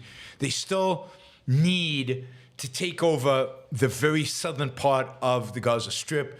They need to go into Rafah. They need to control the border between Egypt and Gaza. Until they do that, they can't guarantee that Hamas is still not getting more stuff being smuggled across the Egyptian border.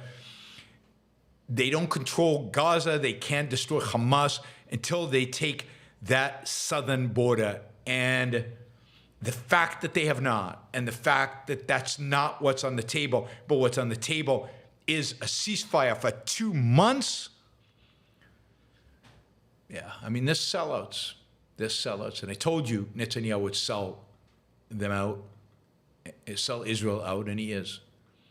Michael says, do you think there are people in Milei's administration who watch your show? Oh, I don't know. I don't think so. I don't think so. There were people in the White House in the Trump administration who watched my show. Didn't help much. Didn't change anybody's mind. But there were people in the Trump administration, some of the adults in the room, as they called themselves, who watched the show. And I don't think there will be any in Trump 2.0, in Trump's second term. There won't be any watchers. I doubt it in Milei's administration. The people, certainly lots of people in Argentina watch my show, and a lot of people who might know Milei or might have Milei's ear maybe watch the show. But I don't think anybody in the administration itself does. If they do, let me know. I'd love to. And I'm going to be in Argentina, as I told you, in April. And we'll try to meet Milei, or at least try to meet some of his people when I'm there. Frank, did Rand support Russian revolution on Menshevik side? She supported the initial revolution, but she always knew they were weak and they would fail. But I don't remember reading much of what she wrote about the Russian Revolution. I mean, she was very low on Russia generally. She really had very little interest in Russia. Her real interest was getting out. And once she discovered America, her real interest was America. That was it. Hunter says, you've mentioned an upcoming objectivist libertarian conference in Argentina, I believe in April. Do you remember what it was called? Can't find it online. I don't think it's online yet, but I will be in Argentina in April speaking at a conference. It's not an objectivist libertarian conference, it's an objectivist conference. It will be the Ayn Rand Center Latin America is putting on a conference in Argentina. It's going to have two conferences, one in Guatemala and then in Argentina. And, the conference will be, I think it's something like it's the first weekend in April. So what, the 6th, 7th, 7th, 8th, something like that of April I will be speaking in Guatemala. I'll then be speaking in Argentina. And then I'm probably going to fly to Santiago. And they've invited me to come and speak in Santiago to, I think, a number of different audiences in Santiago. So I'm looking forward to it. I'm looking forward to being in Argentina in particular. But Guatemala has a very new, very leftist president. But Guatemala, of course, has Universidad Francisco Marroquín, the most free market university in the world. And I have a lot of friends in Guatemala, including the guy who sculpted that sculpture I showed you the other day. This one. He's got some amazing sculptures. I mean, I think he's the best sculptor working today anyway.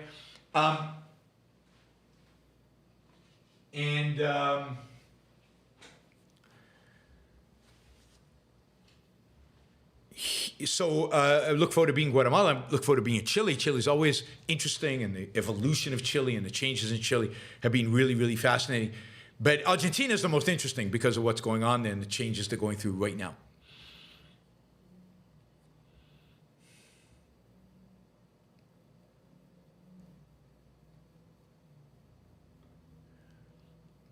Darius, before Federal Reserve and subsequent 100 years of regulations, were there still bank failures, recessions, speculative bubbles, and credit cycles, even under the gold standard? Yes, they were. There were a lot of them. In particular, bank failures and bank runs and speculative bubbles and so on. And the reason for that are multiple. One is, as I mentioned earlier, from day one, banks in the United States were regulated. From day one. So we've never had a free banking era, not if you take freedom seriously and you know what the word free means. Banks have always been regulated. One of the major forms of regulations were the fact that banks, until 1994, banks could not branch out of state. They could not buy other banks out of state. So banks have been heavily regulated from the beginning of the United States, from the very, very beginning. And the second reason is even under the gold standard, the United States government couldn't keep its hands off the money. They kept switching gold and silver, and depreciating one against the other. And we never had a pure gold standard with a pure free banking system.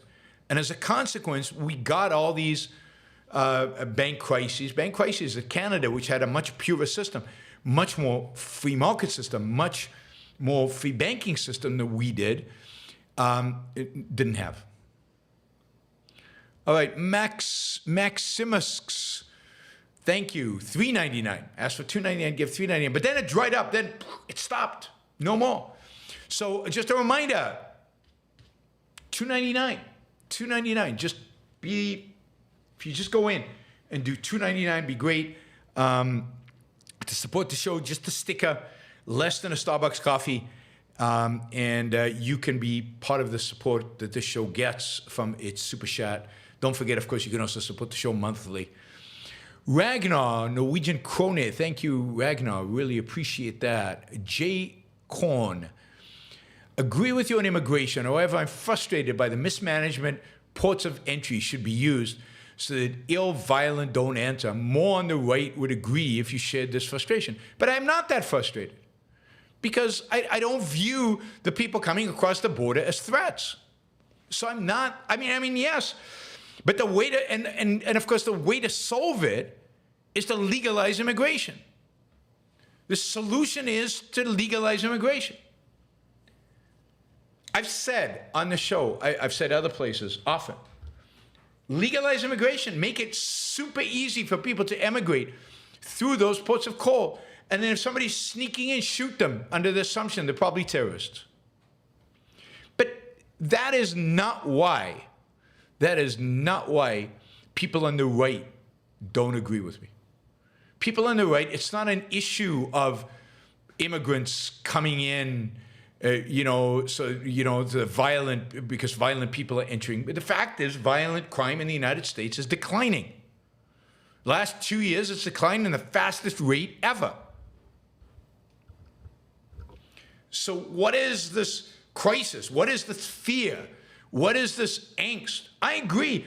People shouldn't just be swarming across and then expecting welfare. Stop giving them welfare and legalize immigration. And then they'll come to the ports of call, and it'll be easy and straightforward. But that's not what the people on the right want. They want to build a wall. They don't want immigrants.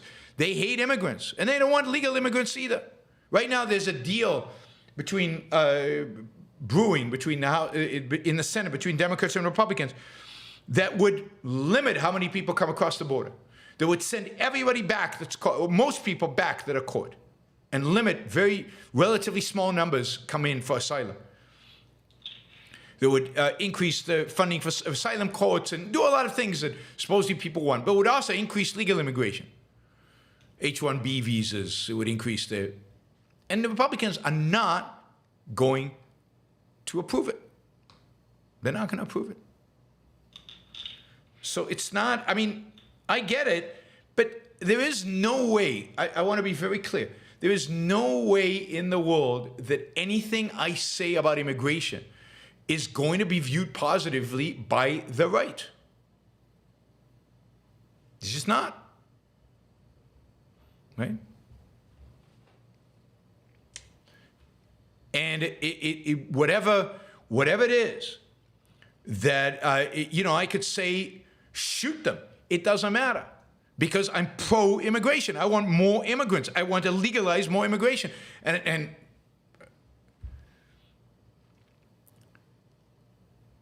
yeah, I mean, I think our immigration system is a disaster, not because of the border crisis. Border crisis is not that significant of an event. It's not changing anything really. What's changing is them getting welfare in the United States. That's what's causing the problems in Chicago and New York, is the welfare they receive, not the fact that they're there. Let them work, then they're not. Anyway, I've said all this before. So I don't think there's any way the right is going to like anything I say about immigration. You might like it if I add that element in, but there's no way for me to get the right on my side because they're not on my side, fundamentally not on my side. Ari, thank you, really appreciate it. So Ari did $9.99. You can do $9.99 or $2.99 or $3.99 or $20.99 or right now $250.99 would be perfect. That would be a really nice number. All right, we're almost done. Jay Korn again. Also, using a story helps. Should the police keep an immigrant from competing with you? Where is your pride? When my pride was challenged, I was convinced. I agree completely. I agree completely. Stories like that do help. But I think you are unusual in being convinced, because I've used that example a million times. I've used lots of stories. I mean, my favorite story is is not just, are you afraid of competing with immigrants? And why are you afraid of competing with immigrants? But don't you find it inspiring, the courage of a young pregnant mother to travel hundreds of miles across the desert, to risk her life, and to enter a country she's never been to? She knows nothing. She might not even know the language yet. So the baby is born an American citizen, so her child can live in a free country, so a child can have a wonderful and magnificent future. Don't you find that admirable? Don't you find that inspiring? I do. And I've used that many times in lectures. And yes, I agree completely. Stories help. I don't think the other point helps, because I don't think they're interested about ports of entry or not ports of entry. They just don't want immigrants. But I do think stories help. But it depends on the audience. A lot of right-wing audiences are just not open to any argument. They're just as bad as the left when it comes to allowing people to speak. The only times I've ever been, there are only two issues on which I've been shouted, tried to be silenced.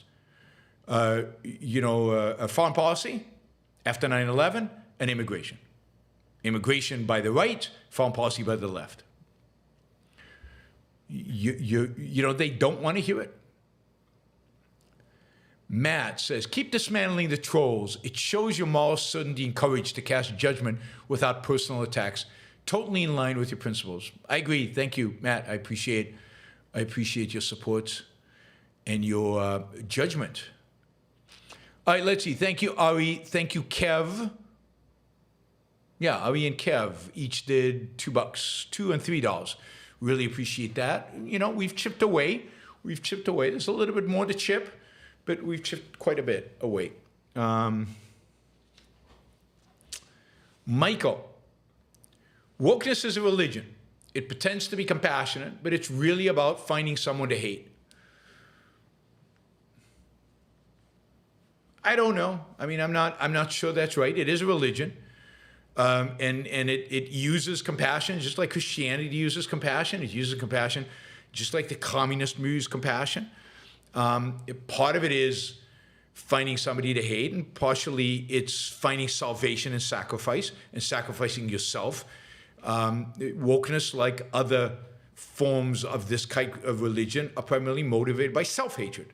Of all the hatred, it is self-hatred more than anything else. David, hey, Yaron, what is your view on meditating to reduce stress and going to the gym to improve mood, and the more broad mind-body connection that many scientists tout? I'm not sure what the broad mind-body connection many scientists tout is, but I do think there's a connection, obviously. I think meditating is great. If you can do it, and if you can use it to reduce stress and to help reduce tension, so that when you are focused, you can focus better. You can, your focus is more intent and intentional. Then yeah, I think for those of you who meditate, those of you who find it of value, it's terrific. I don't. I do breathing exercise to reduce stress and stuff, but I don't meditate. I find I can't really. I either just can't, or I fall asleep. But that middle state of where you're not asleep, but in a meditative state, I've never managed to enter into that state. So I don't know what it's like.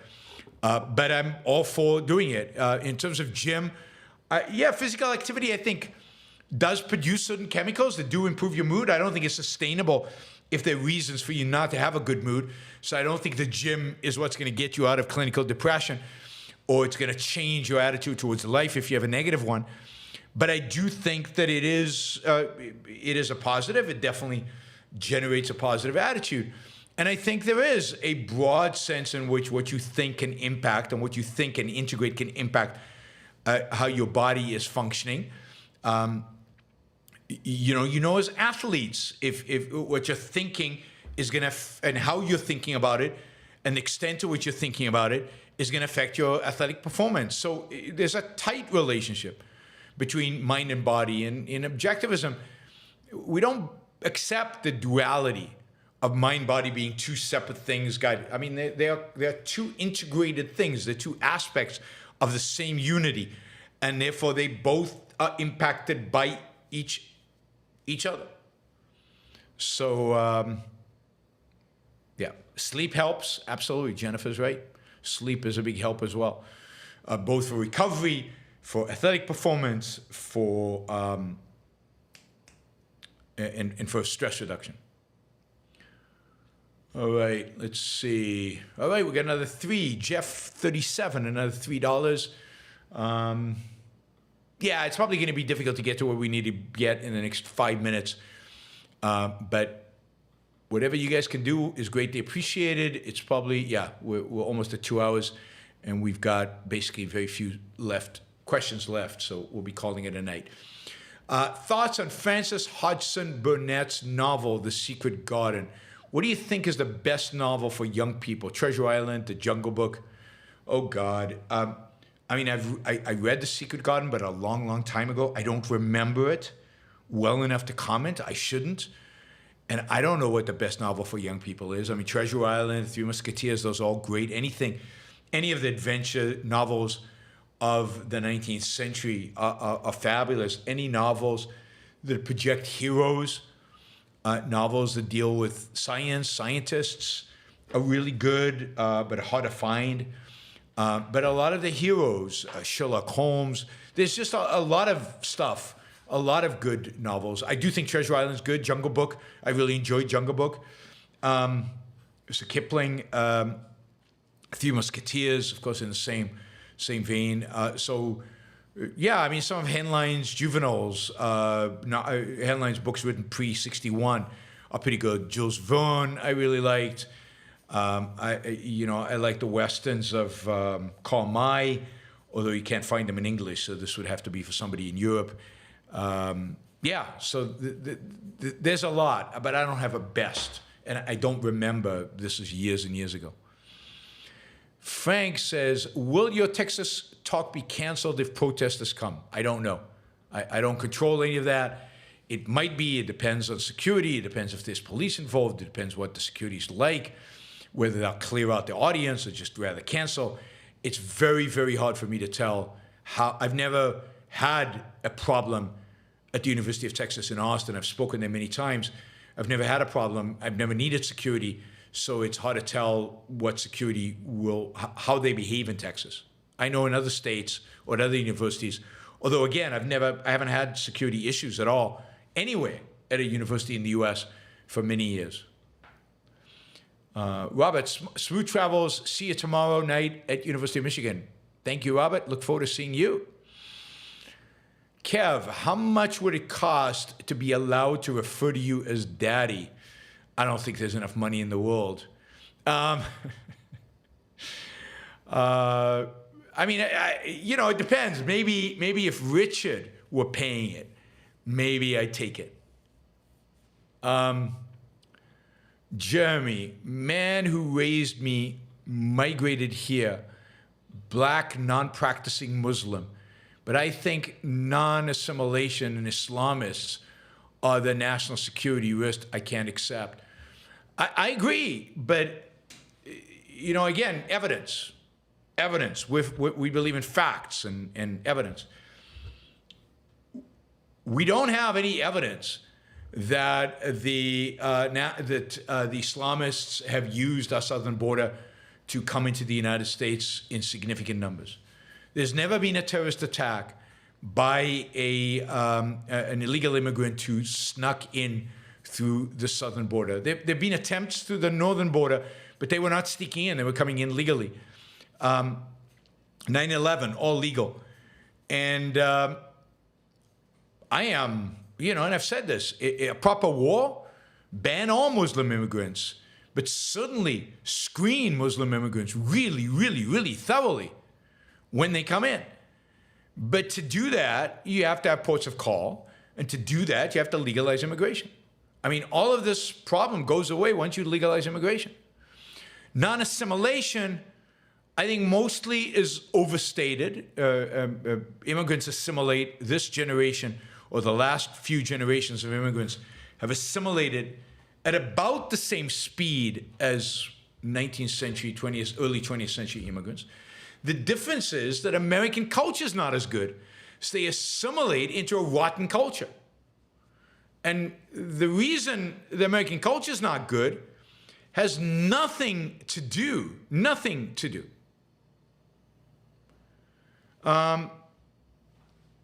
with immigrants. Well, I mean, to the extent where all immigrants has to do with immigrants, and it has to do with German immigrants who brought in Kantian German philosophy into America and the progressive movement. But the assimilation problem is an American problem, not an immigration problem. It's us. We have to, A, let them work. B, we have to be proud of our own culture and proud of our own country. C, we have to know what that country is and know what that culture is. We need to be able to define it.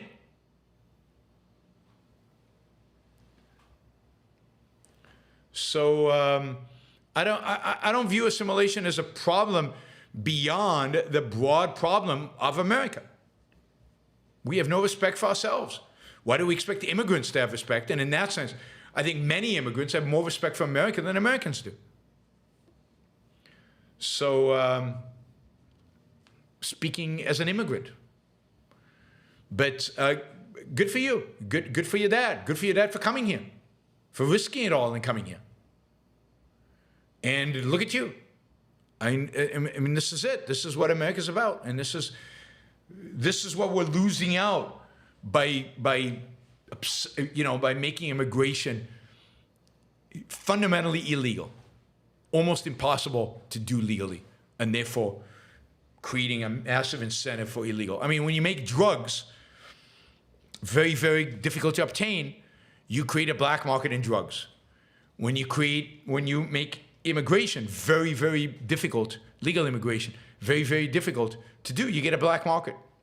Illegal immigration is just a black market, just like any black market. And you're not going to crush a black market by force.